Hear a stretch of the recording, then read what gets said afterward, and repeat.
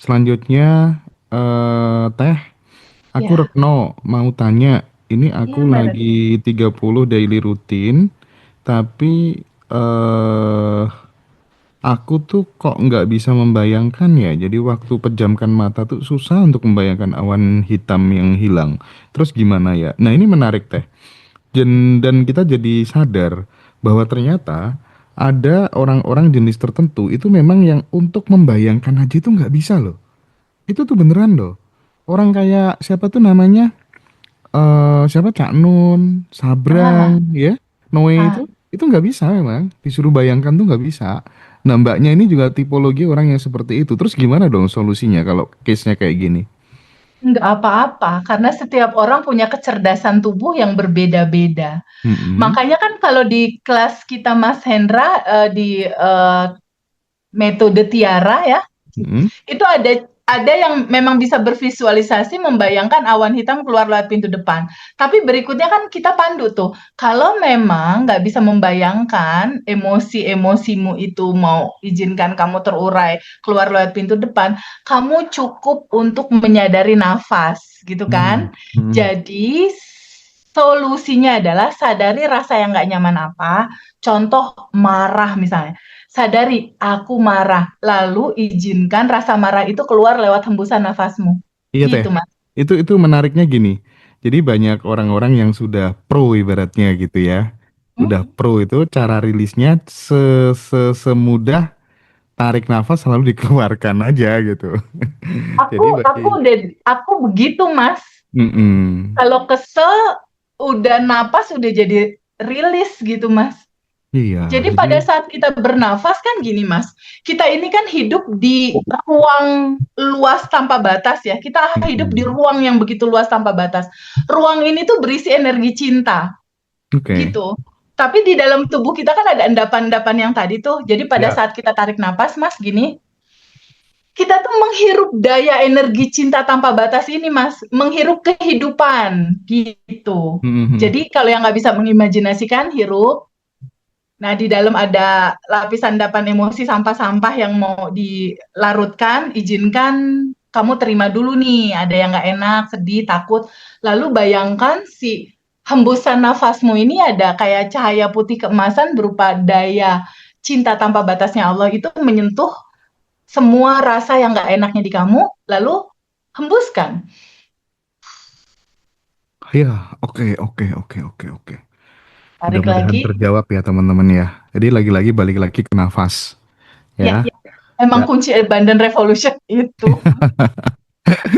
Kunci Gampang badan bernafas. revolution di nafas ya. Ya, Oke. kan itu yang disukai ibu-ibu, Mas. Ini gampang banget dipraktekin katanya. Ya, oh iya Ibu-ibu teh. kan nggak suka yang susah-susah. Sebelum dilanjutin ke pertanyaannya teman-teman di Zoom teh.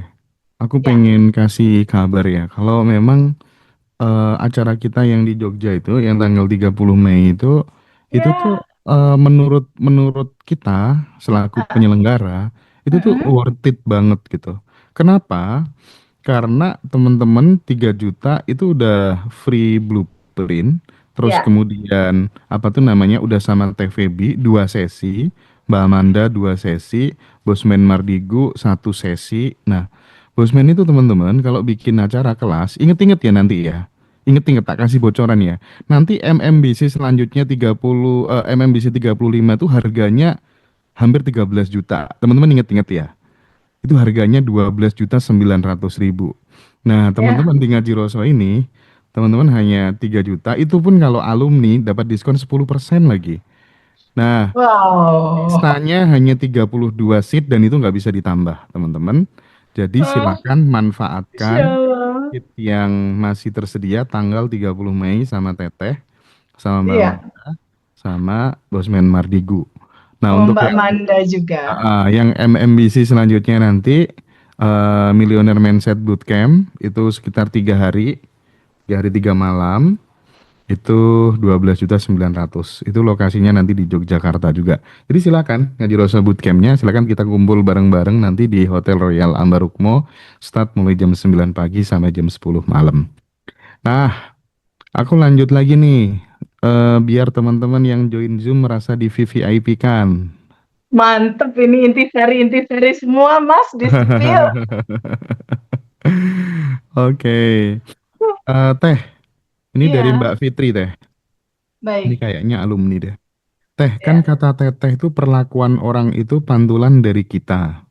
Nah, kalau kasusnya kalau suami yang selingkuh dan posisi masih pisah rumah sama suami, apa yang harus kita lakukan teh selain pasrah sama Allah dan husnudon? Gitu teh. Substansinya adalah ketika ada sebuah peristiwa kamu ngerasain apa? Katanya pantulan teh suami selingkuh, aku nggak selingkuh. Biasanya kan gitu tuh mereka ngobrolnya. Bukan pair to pair kayak gitu, bukan apple to apple kayak gitu, bukan seperti itu.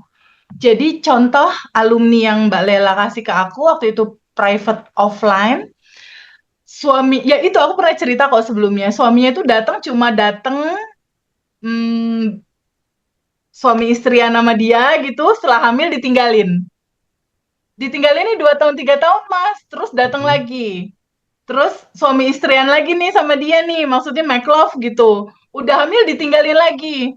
Datang lagi udah hamil ditinggalin lagi. Akhirnya teman kita ini pergilah dia menjadi TKW.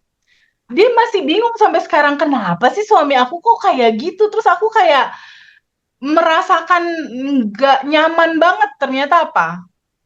Pantulan ini seperti yang aku pernah bilang, your daddy become your husband, bahwa endapan emosi kamu terhadap ayahmu, endapan emosi inilah yang menjadi realitamu bertemu seseorang di masa sekarang yang juga membuat rasa hati kamu seperti itu. Jadi si suaminya pergi itu memang selingkuh, Mas. Jadi datang selingkuh, pergi, datang lagi selingkuh, selingkuh. Jadi pergi, nah sama kan? Begini ceritanya yang barusan bertanya.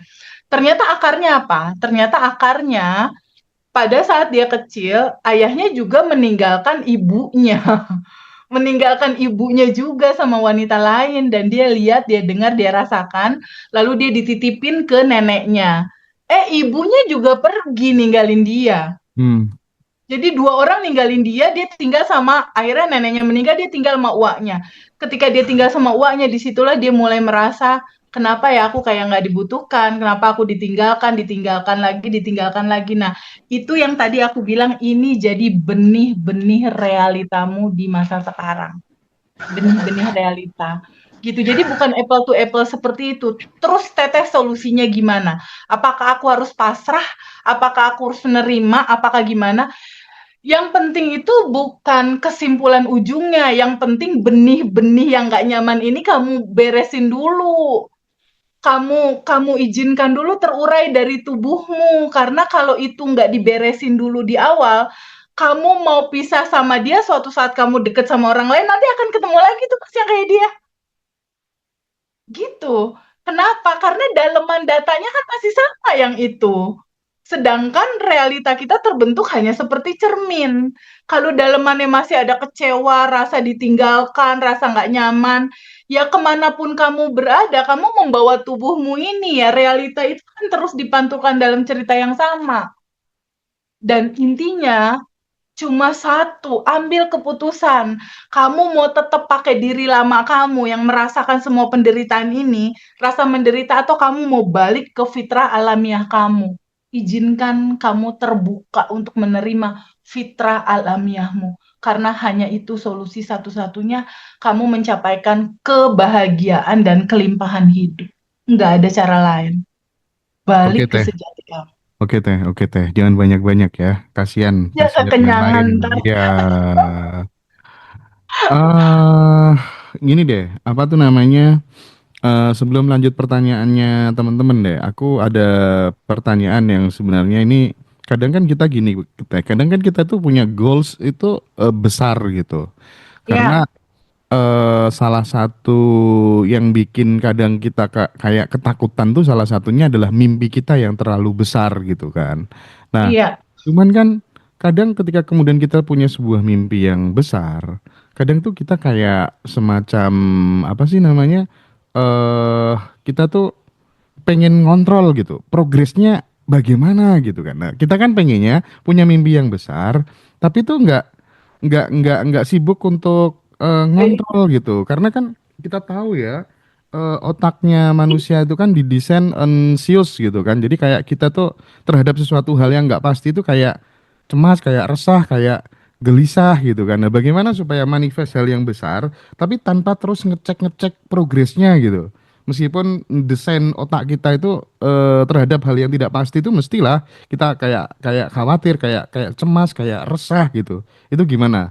Advice dari TVB. Itulah pentingnya masuk kelas, Mas. Oke. Itulah pentingnya masuk kelas kalau menurut aku. Hmm. Karena kamu akan kuat di bab satu. Kamu Hmm. akan kuat di bab satu. Ketika kamu ikut kelas, kamu akan kuat di bab satu. Kamu akan melihat siapa dirimu yang sebetulnya segala yang kamu mau tuh sudah ada dan tersedia. Nah, startnya dari situ dulu, Mas.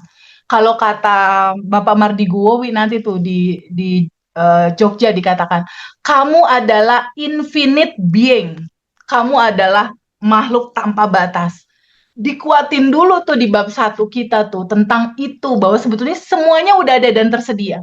Jadi pada saat kita memahami bahwa segalanya sebetulnya sedari awal sudah ada dan tersedia, bentuknya masih benih, Hmm. bentuknya masih energi frekuensi, sehingga ketika kamu menginginkan sesuatu, kamu cukup bikin cetakan di batin, pancarin di frekuensimu, lepasin. Caranya bukan urusan kamu. Caranya, prosesnya, waktunya bukan urusan kamu lagi. Kosongin space di sini untuk mikirin cara proses. Lepasin. Karena ketika di dalam di sini kamu kosongin, kamu lepaskan. Lepaskan tuh artinya gini, Mas. Lepaskan goalmu, lepaskan keinginanmu. Lepaskan tuh artinya Mas Hendra menyerahkan semua ingin-ingin Mas Hendra, goal Mas Hendra kepada kecerdasan yang tanpa batas yang Maha Tahu untuk mengaturnya. Bukannya itu jauh lebih enak ya, Mas? Hmm, hmm, hmm, hmm, hmm, hmm, hmm. Logikanya kan gitu.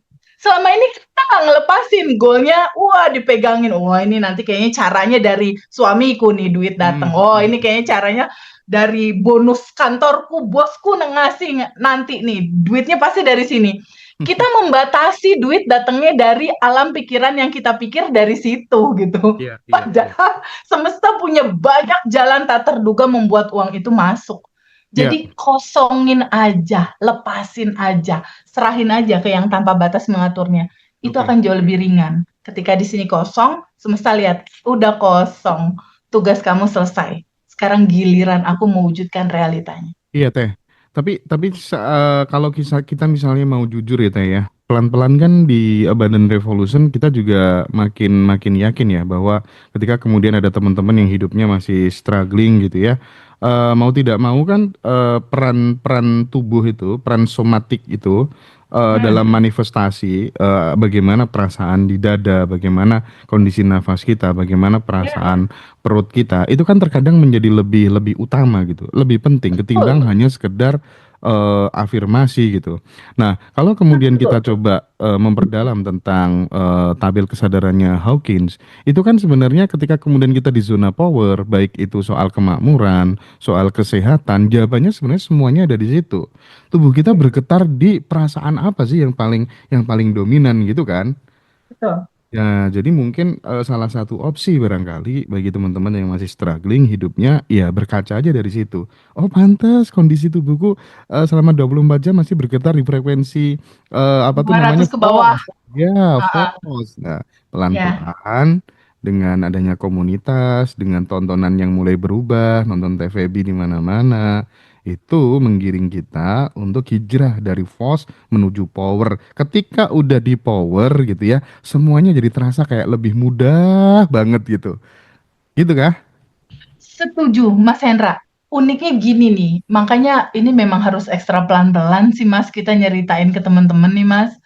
Pertama, goal nggak bisa langsung gede. Contoh ya, karena kan Allah menciptakan kita kan juga nggak langsung Mas Hendra langsung kuliah kan, bener nggak? Iya, iya, iya. Allah nyiptain Mas Hendra bayi dulu, terus Betul. merangkak, terus belajar jalan, terus baru jalan kan bertangga, bertahap. Begitupun goalsmu. Mm-mm, mm-mm. Diceritakan di Abundant Revolution, nggak bisa ketika kamu gajinya 5 juta per bulan langsung kuantum jamin, aku mau kuantum jamin 20 M. Nggak gitu caranya. Sebagaimana Allah menciptakan segala sesuatu yang juga bertangga, bertahap, kamu pun seperti itu. Aku pun sama, Mas Hendra. Nggak langsung kuantum jamin mobil mewah. Aku kuantum jam pertama kali adalah mobil Ayla. Dari Ayla naik Agya, dari Agya naik lagi, naik lagi, naik lagi, gitu caranya. Sehingga apa? Sehingga pikiran kita, tubuh kita ngerasa di titik yang ini nyaman nih, nyaman. Naik sedikit, deket kok itu, nyaman lagi gitu.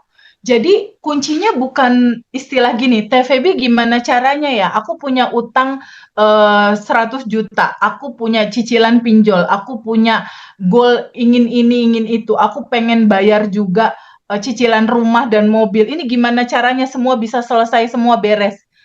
Bukan di situnya dulu tuh Mas yang harus ditekankan. Tapi sadari dulu bagaimana frekuensi tubuhmu saat ini. Sudahkah selaras dengan frekuensi alamiahmu, yaitu ketenangan dan rasa cukup, yaitu frekuensi di atas 200 itu.